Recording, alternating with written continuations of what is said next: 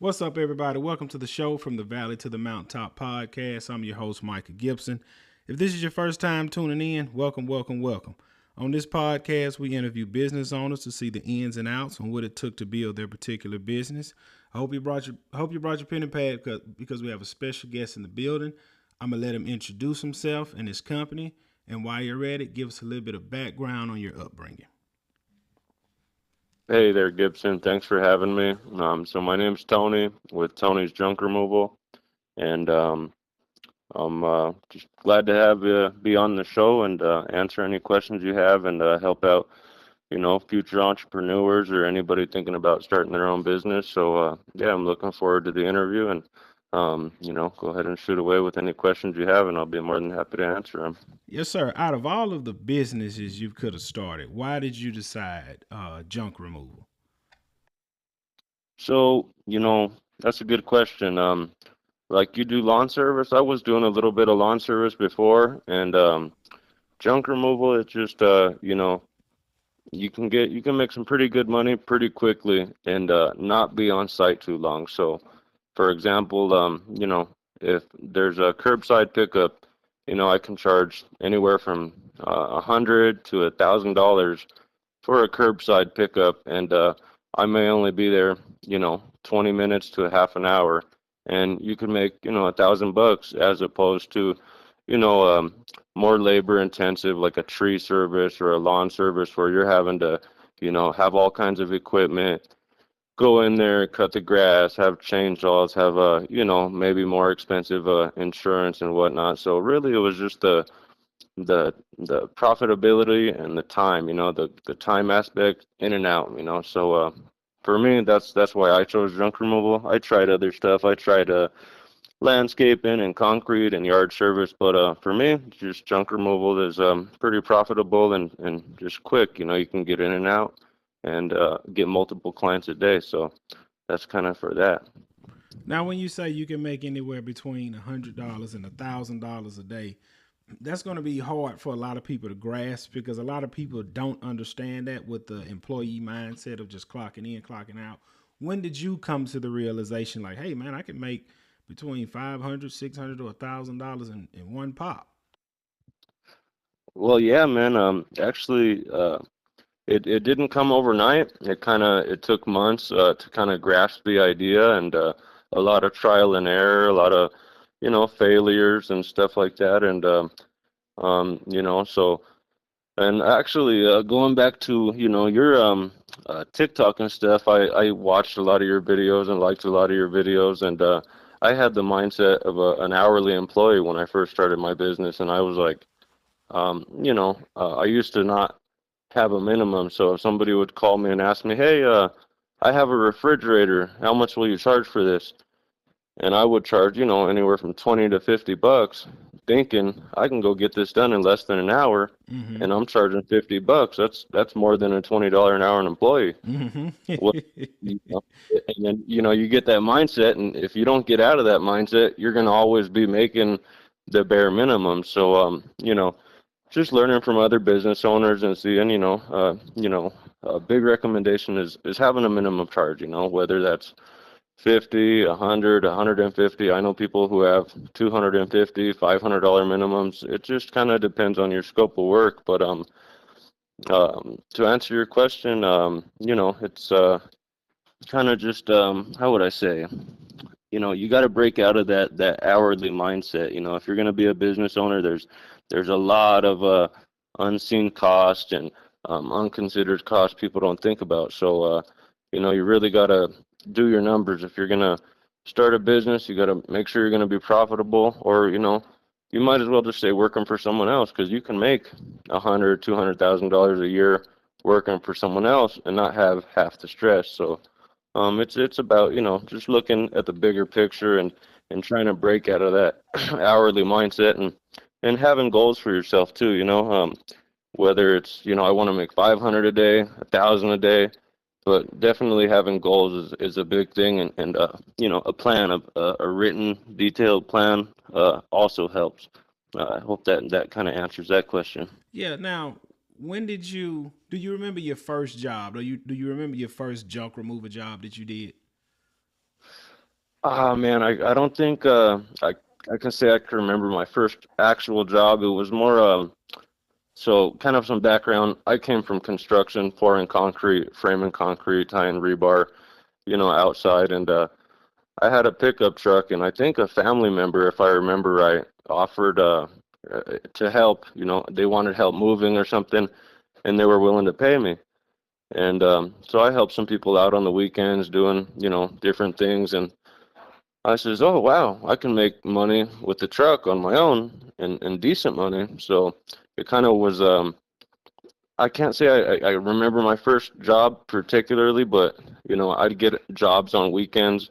And, that's kind of how I started out. But yeah.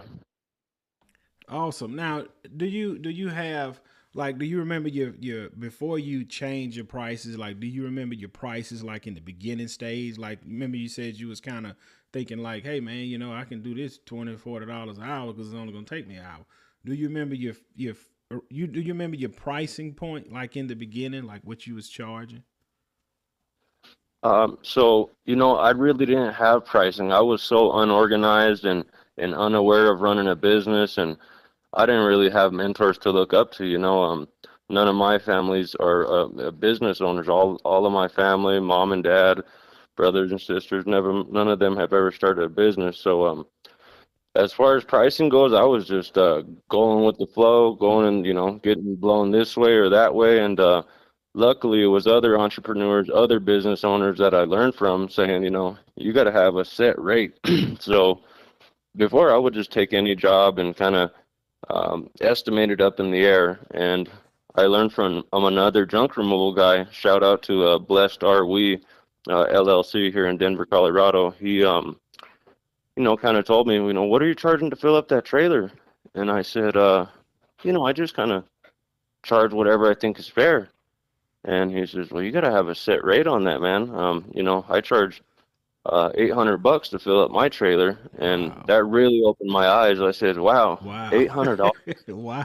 I said, man, what I'm doing something wrong, right? So, um, because I was charging a couple $100, 300, 400, and I was working all day, paying the dump fee, paying my guys, and there'd be days I'd make less than $50 and drove around and worked my butt off all day. So, if another thing to anybody listening, have set prices before you go in and respect yourself, respect your prices. You're going to have a lot of cheap customers starting out. There's clients you're going to get that they can tell you're new. They know you're not haven't been around. They know you're just starting out, and people are going to try and take advantage of that.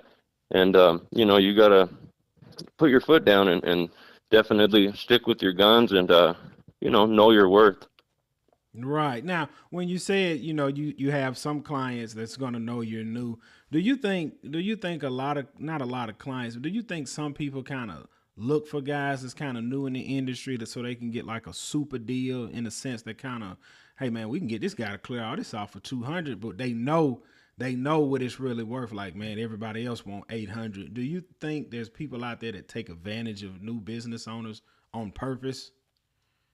Absolutely. I absolutely think people are taking advantage of people like that. And I'd also say it's not so much taking advantage.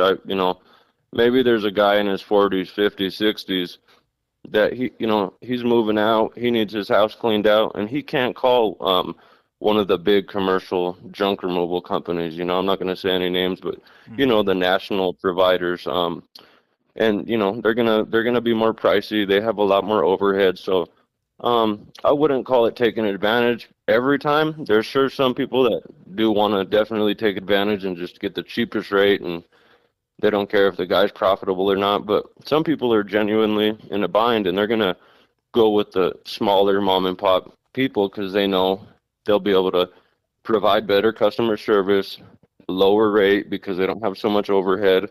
So I'd say about 50-50. Some people are taking advantage, and some people just know the game. They say I'm going to support small business, get a better price than to call the big guys.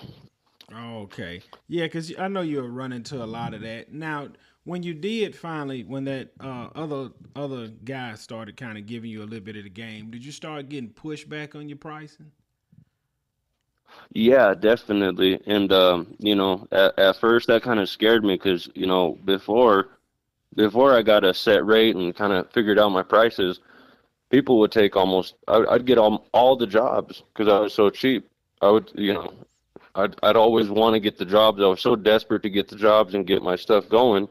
Yeah, I was getting all the jobs, but when the guy helped me out, Ken at Blessed Are We, he kind of opened my eyes to that, and so I started getting stricter rates, stricter pricing, and definitely a lot of less people would want to use my services, and that concerned me at first. But then, you just got to find the right client. Some people are cheap, and some people are willing to pay for a service. Some people buy, some people don't buy. You can't control what the client's going to do. You can only control yourself, how you carry yourself, how you advertise, how you run your business. And if someone doesn't appreciate your price, the next guy will. There's plenty of clients out there that are looking to, pay a little bit more. I know just from hearing other clients, wealthier clients, people get 3, 4, 5 bids on a job, and it doesn't have to be junk removal. It could be yard service. It could be remodeling a house. And I've noticed wealthier clients, they don't go with the cheapest bid. They don't want the cheapest guy. They want the guy who's got a little bit of experience. He's got reviews. He's got a few years under his belt. They're willing to pay a couple extra bucks for the experience, for the customer service, for the guaranteed outcome. So, yeah, that's kind of for that.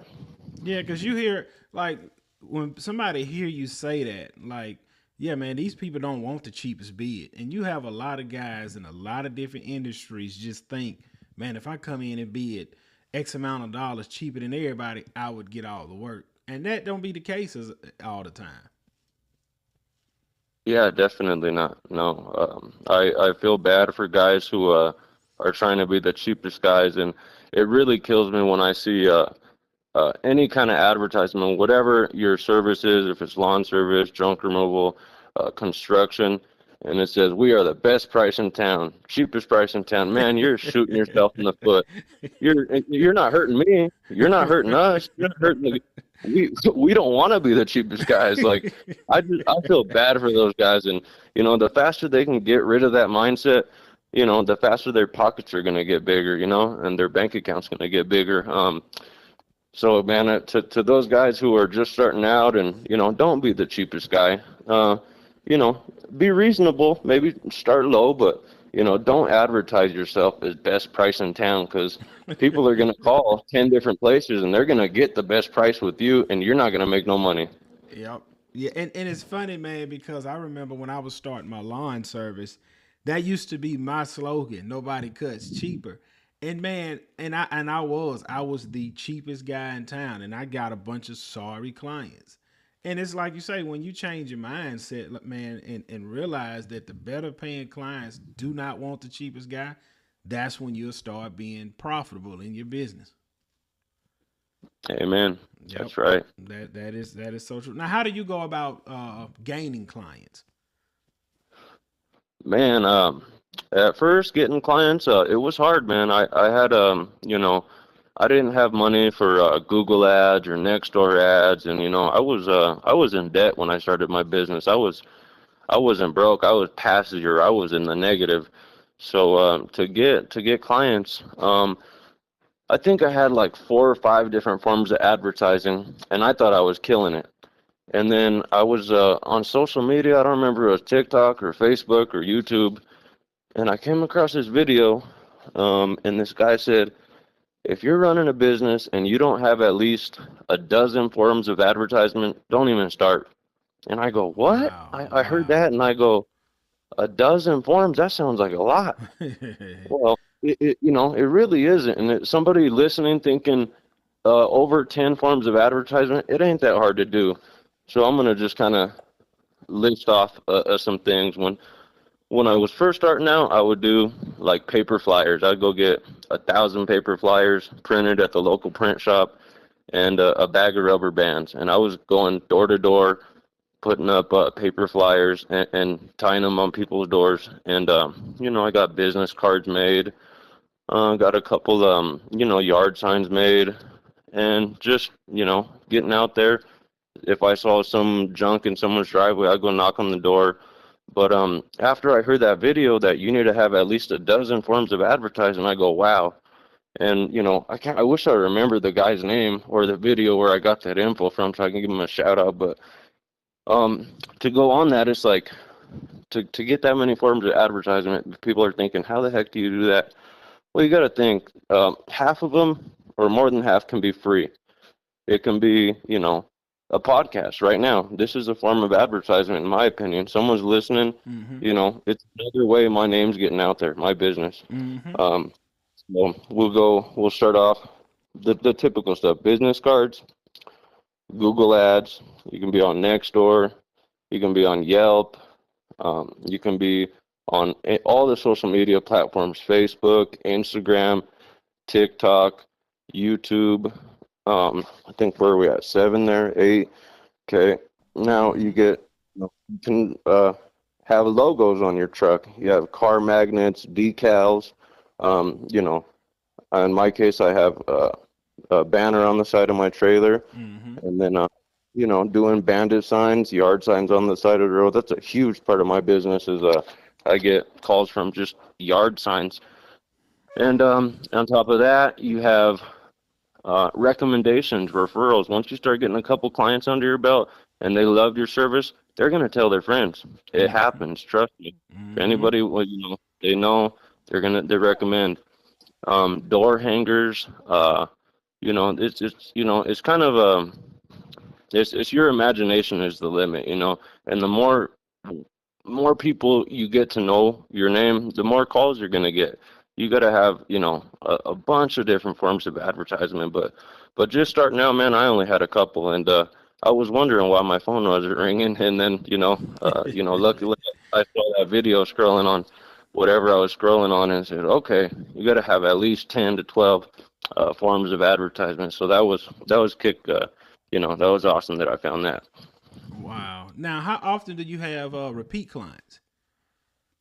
Um, I have it's not like a lawn service to where we're, going, to someone's place every week, but you know, um, I would say it's really hard to gauge my repeat clients, but I do have repeat clients, and they're usually real estate people. A Mm. lot of real estate agents are calling me when their client is getting ready to move out. They moved all their stuff out, and then there's just a few extra things in the house they don't want to deal with. So I have a few realtors I work with that call me at least a couple times a month, 3 times a month, and then contractors, fix and flip guys, people that are flipping houses, and they don't feel like it's worth renting a dumpster because they just have a pickup truck load, or a couple pickup truck loads worth of junk. So they'd rather pay a junk removal service than to order a 15-yard dumpster or a 10-yard dumpster. So junk removal. I wouldn't say you get repeat clients like you do with yard service, but you do get some repeat clients for sure. Mm-hmm.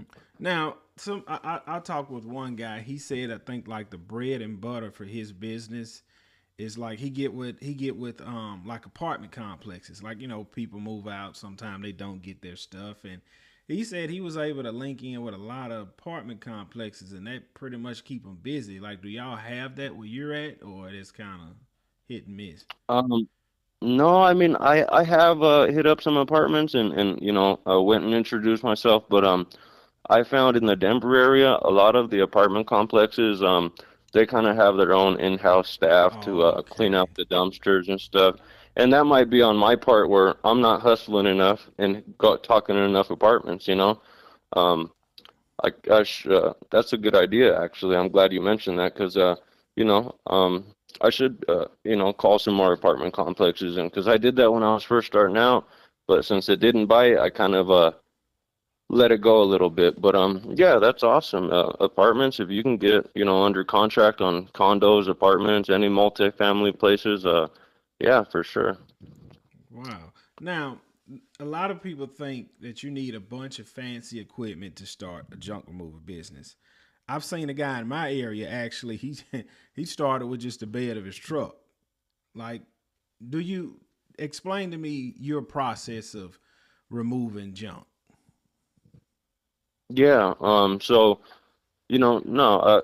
If you think if anybody out there is getting ready to start a removal business or any kind of business, man, you don't need all kinds of fancy stuff. I started with just a pickup and no trailer, just like the guy you were talking about. Wow. Um, Once I noticed that I can make money with just the bed of my pickup truck, I said, if I can make money with this little bit of space, what would happen if I pulled the whole trailer with me? Hmm. So, I upgraded from just a pickup to a little 5x8 utility trailer. And then, right away, that was too small. I was having that thing packed to the gills, probably a little unsafe down the road, just way overloaded.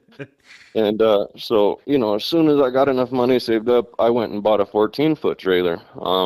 Just a little single axle, still rolling with them. And, now I have two 14-foot trailers. And, even those, man, they're not that much. That was like 3,000 bucks. I know that might sound a lot to somebody else, but, it's just like anything in life. You get what you put in, you receive what you give, so. If you're sitting on the couch watching Netflix all day and movies, you're going to be good at pop culture. You can tell me about all the movies and the movie stars and stuff, but if you're out there hustling, working, and making money, you can tell me, look, man, I'm making money and this is how I'm doing it. So it's just about what you put in. And to answer your question, nah, you don't need to have all kinds of fancy equipment. Absolutely not. Right. And it's something you said, like how you can sit there and watch TV all day, or you can go out and hustle. That right there is what changed people's lives because you made a decision to start a business. And I'm sure, like you said, you had a 5 foot trailer packed all the way to the top going down the street. And people would look at that like, man, this guy, he's unprofessional. But if I see that, I would say, man, that guy going after it. He using what he have to get things done. And a lot of people, man, I just Mhm. feel like they don't see that. They don't see exactly what it takes to put in the grind to start a business. Yeah, man, it's and that's another thing. Just going off, you can't care what people think, man. If you're worrying about what others, someone's, you might as well not even start. You got to be in it for you. If you know what you're doing is right, if you feel it's good, that's all that matters, man. As long as you know you're doing the right thing, you're not causing nobody no harm. You're just trying to make a living, man. So, yeah, and I'm the same way. I'll see in Denver driving around, I'll see people moving with cars. They'll have, three mattresses on top of a Ford Taurus with a rope tied around the Right. back windows. And so Yep. it's like, you can't care what people think. And I've had, multiple people call me and haters, man. So if you get someone clowning on you or talking down on you, you're doing something right. Yep. You know, Yep. if you don't have nobody saying nothing, you're not doing enough. So um, just kind of throwing that out there. You can't worry about what people are thinking, and don't be embarrassed, man. Nobody starts. No millionaire got to be a millionaire. Overnight. It came. Nobody becomes successful without a plan. It didn't happen by accident. You gotta work the plan and do your thing and not worry about what people think about you. That's true, man. That is so true. Now let me ask you, where do you see your business at in the next 5 years, and where do you see it at in the next 10 years? Oh man, that's a good question. In the next 5 years, I would definitely like to have bigger trucks, bigger equipment, and a more established team. That way I can kind of focus more on lead generation and getting more jobs. And really, right now, I'm looking for that guy, man. I need a guy to be like my lead man, my supervisor. But it's hard to find good help and trustworthy people. But next 5 years, I'd like to be employing a small team of between 3 and 5 people and have multiple trucks, dump trucks, just bigger equipment in general, so we can haul more junk and provide a better service. For the 5 year plan, yeah, I would say couple of nice dump trucks paid off and a small team, 3 to 5 employees. And then 10 years, I would like to keep the junk removal kind of at the 3 to 5 employees, but then also get into I've been thinking about either trailer rentals or delivery, like doing some hot shot stuff, and Wow. not just doing junk removal, but branching off into other businesses as well, because you know um, I think it's a good idea to have multiple streams of income and not just focus on one thing. Yeah, and that's smart you said that. Like once you get everything up and running, start branching out into deliveries or something. Like I never thought about that. That's really thinking outside the box.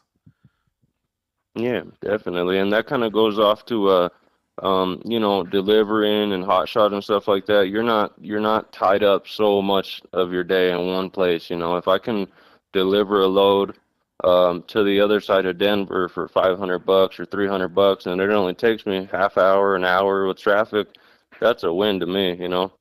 Um, so yeah, that's where I want to be in the next 5 or 10 years, and hopefully more and bigger, brighter things. I hope I get better ideas and inspired, and the sky's the limit. Now, out of all of this, what keeps you motivated? Man, the freedom of working for myself. I would kind of call myself a hardhead. I'm kind of stubborn.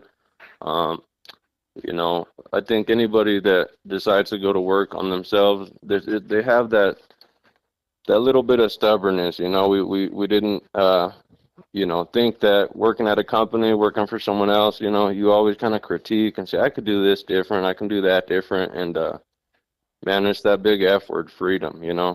And I wouldn't say it's like that you get to do whatever you want when you want. No, you work way harder when you run your own business than working for someone else. But if a loved one calls me and says, Tony, can you help me out tomorrow? I need help with something. Yeah, absolutely. I can. I can reschedule my day. I can call my clients, and I can be there for my family whenever I need to be there for my family. So that keeps me motivated, man. Just having, being in control of my own career, and being able to schedule myself and not waking up at the butt crack of dawn and going to make someone else's dream come true. I'm making my dream come true, and and no harm to anybody that works for somebody. If you work for somebody, listen to this, that's awesome. But if you work hard on yourself and not work hard on your job, you can make a lot of money just investing in yourself. If you work hard on your job, you're making that corporation rich. You're making that person rich. If you work hard on yourself, meaning study, you know, uh, health, exercise, all that stuff, you can make a fortune. You can make a living working for somebody else, but you work hard on yourself, you can make a fortune. Man, that is so true. And a lot of people don't see that because of the first sign of trouble, most people would give up. Like in lawn care, everybody at some point in lawn care will break a window, and the window's gonna run you between $400 to $600, and a lot of people would give up. What's one thing in your business that you had to learn the hard way? Oh man, shoot. Um, you know, the one thing I had to learn the hard way. Saying no, man. When you're first starting out, for me, I had to learn to say no, and that was hard. When you have rude customers or cheap clients, I'd price a job at $500, and someone would say, "No, that's way too much. I can do 200." And I used to take it. I used to let people walk all over me like that, and Hmm. that's what I had to learn the hard way is to say no to jobs, because when you're first starting out, you're desperate. You want to make that dollar, especially if you got a family to feed. Um, Yeah. so Yeah. that's a big thing. Learning to, just stick to your guns, man. That took me a while to learn. I was real, letting people make my prices for me. So yeah, that was hard. And knock on wood, I haven't really done any major damage or anything like that. We did have an incident in downtown Denver where one of my employees cut a live 3/4 inch copper pipe, and Mm. the shut off valve was locked, and we didn't have the room to the control room. And this was downtown Denver on the second story of really packed multi-use building. Mm. We had a restaurant and a gift shop downstairs, and it completely flooded out the restaurant and gift shop. They had to shut the restaurant down, Wow. close the gift shop, and thank God I had insurance, So I have $1 million coverage insurance, and I highly recommend if you're going to be doing this, get insurance, man. You can get insurance for as little as $500 a year. So that little hiccup ended up being like a $25,000 claim. Wow. And I paid a zero deductible, and my insurance covered that. So kind of going off of the window breaking, have Yeah. insurance, man. Have insurance. Now walk me through that. Now, in that moment when all of that was happening, what was running through your mind? Oh man, my heart dropped to my stomach, man. I left the site for about 10 minutes. I had to go to Home Depot, and there was a Home Depot close by to go get more chargers. And I'm paying at the cashier, and my employee calls me and says, "Tony, we hit a pipe and it's leaking everywhere." And man, I just my mind was going a million miles an hour. Like, okay, how pissed is my client going to be at me? Am I going to get kicked off this job right now, right away? And my reputation, I felt bad. Nobody wants to ruin nobody wants a bad accident like that. I was thinking, thank God I have insurance. Hopefully the insurance is gonna do what they're supposed to do, and thank God they did. They came through, and I didn't have to pay a dime. But yeah, man, that was definitely a big scare, and just talking about it's getting me kind of shaky. But yeah. It's there's traumatic events you remember. It's like, whoa, I can look back and laugh at it now, but not in the moment. Yeah. So if anybody listening, if you're gonna start a service business, selling a service, selling a product, man, cover your butt, get you insurance, man, because you don't know how Now, you never know when you're gonna need it. right now, how long did you run your business before you bought insurance? So I would say a little under a year, maybe 10 months or so, and then I started to get more, how would I say, profitable clients, more, not just your, the lady looking to get her couch thrown away. I started working with contractors and doing demolition and hauling debris. And once I had to get, hammers and sawzalls and grinders in my guys' hands, that opened my eyes up. I said, what if one of these guys cuts their finger off or gets debris in their eye, and I got to take them to the clinic, or I crashed my truck or something, and I got my logos all over the side of my truck. So it was just like, I would say right about the year mark, I said, you know what? Once I started getting, into more, bigger things, that's when my eyes kind of opened up. I says, all right, Tony, this is getting serious. You need to cross your T's and dot your I's, and have cover your butt. And I'm so glad I did. Man, I'm glad you did. Man, hey, you had me shaking telling that story. And a lot of guys, they think, oh man, it ain't gonna happen to me until it happened, and that's when you say, man, I should have bought insurance. Yeah, and I say not just business stuff, but anything in life, and running a business, do something you're gonna thank your future self for. That's one of my mottos I live by. Like, um, if you're gonna look back in 5 years and say, "Man, I wish I could have done this. I wish I could have done that," don't do that. Look right now and say, 5 years later, what can I tell? What can I say? Man, I'm glad. Thank you, Tony, for 5 years ago doing that. Yeah, So yeah, that's what how I try to live by that. yeah, yeah. Now, do you remember your worst client that you ever had? Oh, yeah, I do, man. I do. I don't have a lot of bad experiences, knock on wood. I think I can remember two really bad clients, and that's funny you say that. I had a client who, he had used me a couple times, and um, and we scheduled something, and he was, man, he wasn't very punctual. He was kind of really dilly-dally about his schedule, and he would have me waiting around, and sorry, Tony, I'm not there. Let's reschedule, Mm, and so that, that didn't really get on my nerves back then. It is what it is. People have things change, things come up. I understand that, mm-hmm. but you know, uh, one day we go over there to do a job, and his wife is there and the kids, and I go to knock on the door, and wife freaks out on me.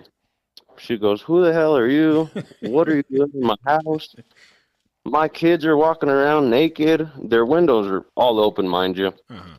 And and I'm there with the text message on my phone, proof, scheduled time with her husband. Well, her husband, I don't know if he's partying the night before or what, but he's knocked out cold, and doesn't tell his wife that I'm coming. So it was just that client. It was he didn't communicate. He didn't really care about people's schedules and time, and the wife blew up in my face, thought I was like an intruder or something, and Mm. we ended up not doing the job that day because just miscommunication and really bad vibes and everything. And I was willing to do the job, but yeah, if people aren't serious about your time, they're not serious about their time. That's probably not your client, man. I'm big on punctuality and sticking with the plan. And if you are going to cancel, let's cancel ahead of time. Let's reach out to each other. Hey, this ain't going to work. Let's do another time.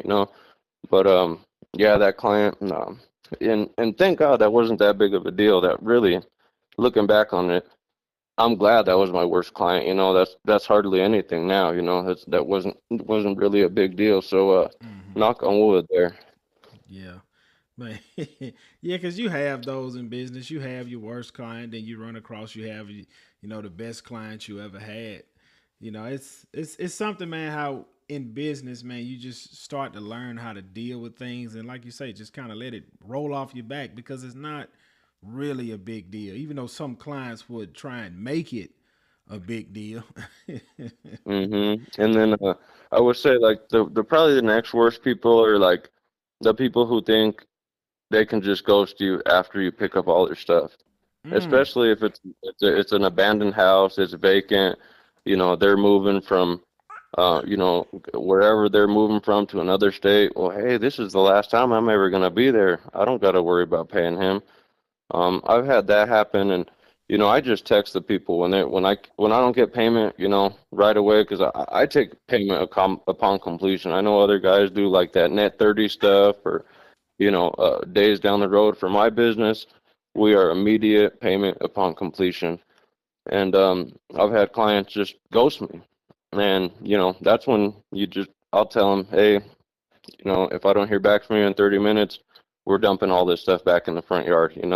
And anytime I have to do that, I've only had to do that probably 2 or 3 times, and right away I get a text back. Oh, payment's on the way. Zelle, Venmo, or credit card. So, people, not wanting to pay, that's probably another crappy client that I've had to deal with over the, last few years in business. Man, that's awesome you said that because some guys when they do a job and they don't get paid, they kind of stuck with by you having that option. Hey, we'll dump it all right back out. And, Yeah, they'll send the if money. you cut a yard, the yard's cut. You can't uncut the yard. Right. I've done that a few times, man. People be, oh, we moving in, and the whole time they done moved out. You cut the yard, send the pictures, then your phone number blocked. Well, man, yeah, that would hurt me.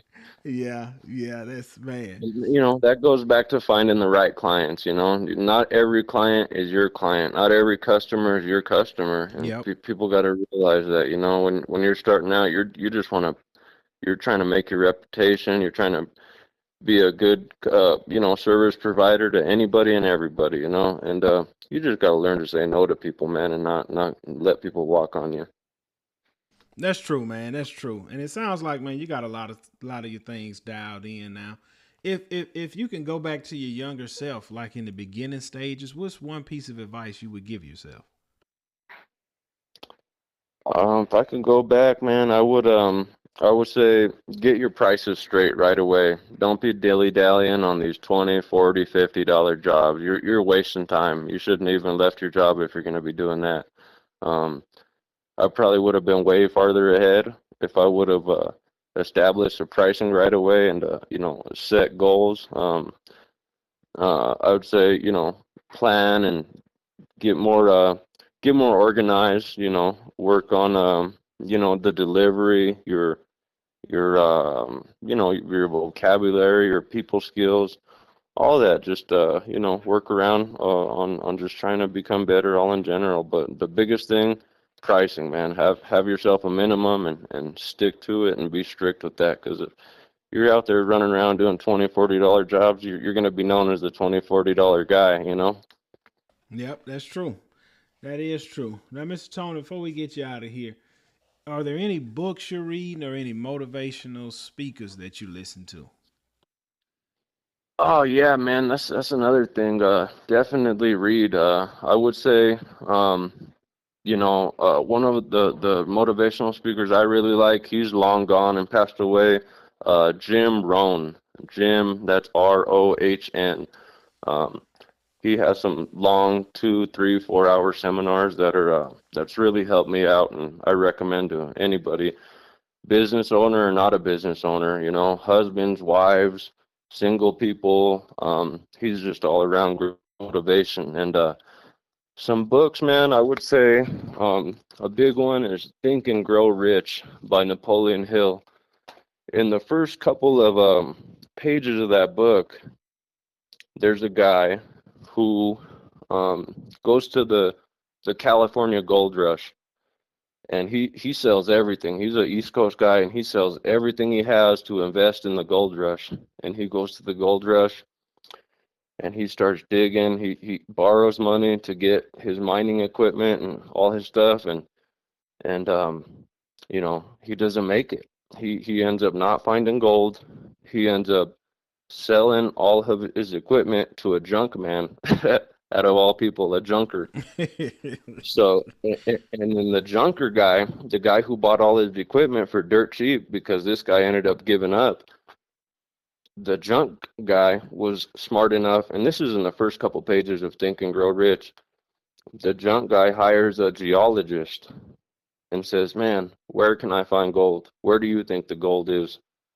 And the geologist comes out to the site where all the mining equipment is, and the geologist says, "Just a few feet forward, you should hit gold." Wow. And sure enough, the junk guy, the junker guy, not a rich guy, he bought this equipment for less than half price, and he was smart enough to invest in somebody who had more knowledge than him, and he struck it gold. He made it big. Wow. So that's just like that's a really motivational one for me, just because I'm a junk removal service guy, and the first couple pages of Think and Grow Rich, there's basically another junk removal guy who becomes a millionaire, and Wow. that was pretty awesome. And then, man, I would say, shoot. Also, this is kind of, I don't know, this might touch some people the wrong way and stuff, but like 48 Laws of Power is a really good one by Robert Greene, in my Mm-hmm. opinion. Mm-hmm. Um, you learn to talk to different people and carry yourself a certain way, and work, you know, uh, not saying like anything like two-faced, but you got to know how to apply yourself to different situations. You know what I mean? Mm-hmm. And you're not going to talk to your grandma the same way you're going to talk to someone that's trying to be confrontational with you in public, a complete stranger. So that's a good one. And man, I walked to my other room and I got a list of books, but just read in general, man. Nonfiction books. Mm-hmm. Uh, if you want to study or you want to be wealthy, read books about money. Read books about becoming wealthy. If you want to be a woodworker and make them fancy epoxy tables you see on YouTube, and get you a woodworking book and learn about woodworking. Whatever you want to, study or apply, that's, you just got to look that up and get into that. Yeah. Now, is there any guys you watch on YouTube with the same business as you? Do you watch a few guys on YouTube to gain a few tips? Yeah, definitely. Uh, Legacy Junk Removal, I think it is. I watched a lot of his videos. He broke it down one day. I was watching one of his videos, and he walked you through his whole day from beginning to end. And shout out to Legacy Junk Removal. I never talked to him or anything, but I think he's out of California. Wow. And he explains, he made like 11 or 1200 bucks in a day, and he broke it down from beginning to end, from when he started his truck in the morning and left his shop. Look, curbside, $350 job. We're going to our next job, $500 job. We're at 850. Wow. Third job of the day, another couple $100. We're at 1,000 something. And he breaks it down and shows exactly what he does, how he gets his customers, and and the thing is too, he has logos all over the side of his truck. He's on YouTube, he's on TikTok, he's on Facebook, he's on Instagram. He's out there, man. And and I'm some guy in Denver talking about him, promoting his business. Shout out to him. We never talk, and that's kind of like you're in my phone call. We never had contact. You reached out today, and Hmm. I was flattered. I said, absolutely, I'll do an interview with you, man. That's more light on my business, more shine on your business, and Hmm. yeah. And I really appreciate you taking your time out, Mr. Tony. Do you want to plug your how people can reach you for as business and plug your social media pages? Yeah, definitely. If you guys want to reach out or check out any of my social media, it's pretty much all the same. It's Tony's Junk Removal with a Z, not an S. You know, um, but yeah, it's just Tony's Junk Removal, either on TikTok, Facebook, Instagram. I've yet to start a YouTube channel, but I need to do that. And yeah, if you just Google me, I'm on Google, Nextdoor, and yeah, definitely. Yeah, I would encourage you, man, to start a YouTube channel. That's another stream of income. Yep, definitely, definitely. Yep. And then back to streams of income. It's like, free advertising, in my opinion, is the best advertising. It's cool paying for Google ads, just, paying for yard signs, but man, like TikTok, I've got a good few dozen, customers off TikTok, and it didn't cost me a dime.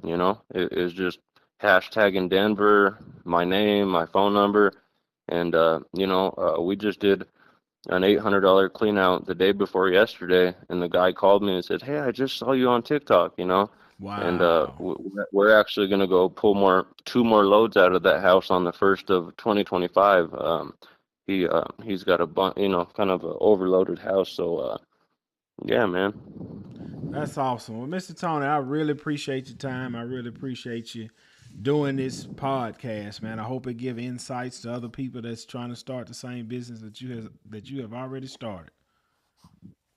Hey, man, I appreciate you, and I watch your social media and your stuff, and man, I get a kick out of watching your videos, and I love it, man, and the poor down, broke down guy, and the cheap long guys, and you guys keep being cheap, man. Keep staying broke. Once you guys want to get up on the next level, you'll figure out not to be the cheap guy. Yeah, That's thank true. you, Gibson. I appreciate it. Yes, sir. Thanks again, Mr. Tony. I really appreciate it. All right, man. You have a good one. You too. Bye bye. All right. That was Tony's junk remover, y'all. Y'all go check him out on social media. That guy's up and coming. And like you heard him say, he's using what he have to get things done. And I like what he said too. You can either sit at home and watch TV or you can go out and make it happen. A lot of people make excuses. Do you know what I'm doing right now? I'm sitting in my garage right now trying to build a podcast. And I'm holding my 2 month old in my hand. The whole time I was shooting this episode, I was pressing mute because My daughter was making noise. But I'm not going to let nothing stop me, man, from getting to that next level, to getting to where I'm trying to be or where I'm trying to go. And Mr. Tony didn't either. He started something and he's seeing through to the end. Most people, when they would have had that $25,000 hiccup, a lot of people would have stopped.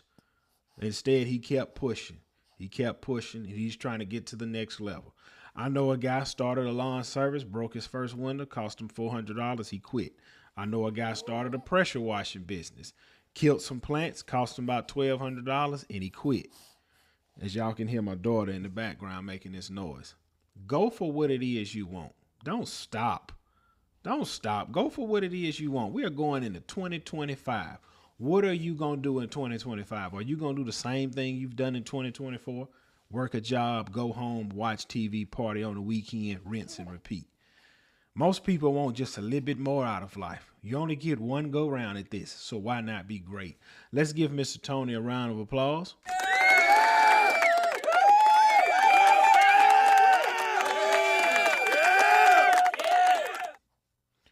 I really hope I can watch Mr. Tony grow.